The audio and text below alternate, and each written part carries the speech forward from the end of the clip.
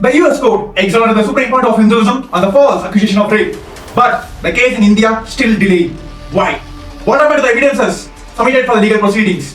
What the Supreme Court of India states on this matter? Why the Interpol denied to issue any notice against the Supreme Court of Hinduism? Today, I will answer all these questions because Hindu-phobic and Hindu media elements continue to deny the truths. And moreover, I will prove once again, not only spiritually, medically, scientifically, and even legally, all the false allegations done on Supreme Court of Hinduism, not only they are false, they are impossible. Before we even start, I want to set the facts straight. Despite nearly 15 years of malicious prosecution in India, the SPH has not been convicted of any crime. First, spiritually, the Supreme Court of Hinduism was initiated into Bharasanyas, a lifestyle of monkhood, at the age of 3. So from childhood, he has built a yogic body, which is fundamentally incapable of any sexual activity. So all the false allegations of rape done against Supreme Court of Hinduism, not only they are false, spiritually impossible. I will not leave you here. I will get the medical evidences now. When the false accuser made the same false allegation both in US and India.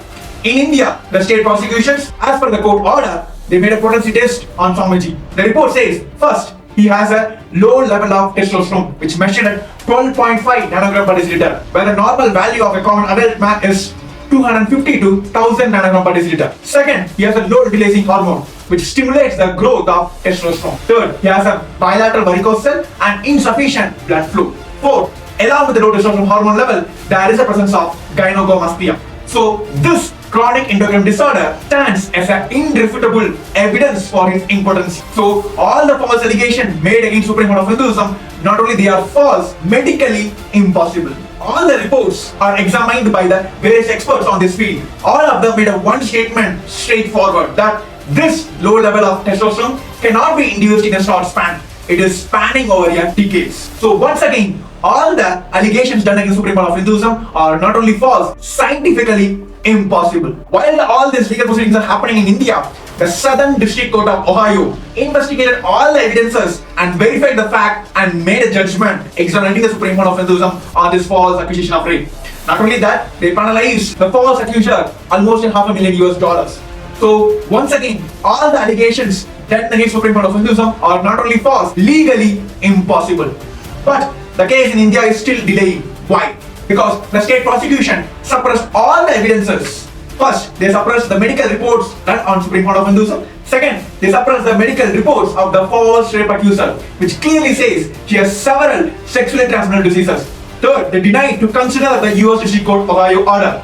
Fourth, the statements of the 32 witness standing with the legal prosecution. This continuous suppression of all the evidences are not only unfair, it is unlawful and fundamentally deprives Supreme Court of Hinduism on a fundamental human rights for fair trial. The Article 14.3b of the International Covenant of Civil and Political Rights (ICCPR) and the Roman State of International Criminal Code Article 64.2 and the International Association of Prosecutors Stands of Professional Responsibility clearly says that right to a fair trial is a fundamental human right and it is globally recognized. As per this, High Court of Karnataka on 2016 and the Supreme Court of India on 2017 verified all the evidences and ordered the trial court to consider all these sterling quality evidences because it very much proves the Supreme Court of Hinduism is innocence of all the false allegations. Despite all this, all the evidences are suppressed. Let me come to the question about the Interpol.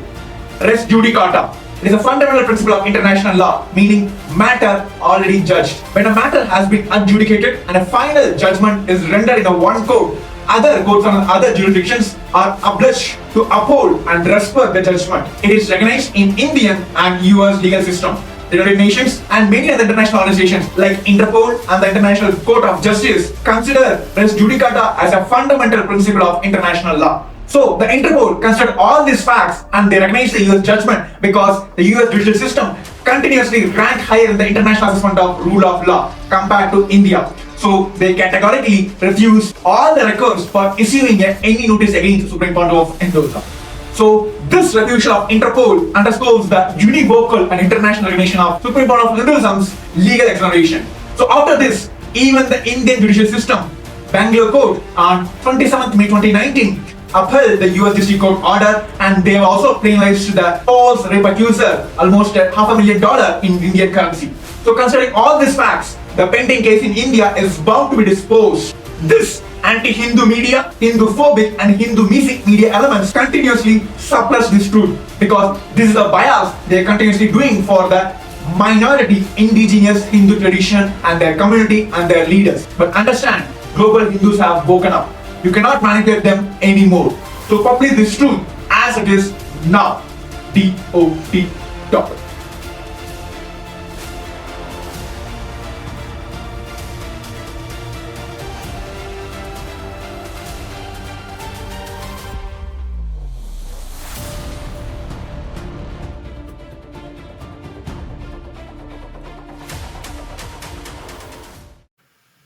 The US court exonerated the Supreme Court of Hinduism on the false accusation of rape. But the case in India still delayed. Why?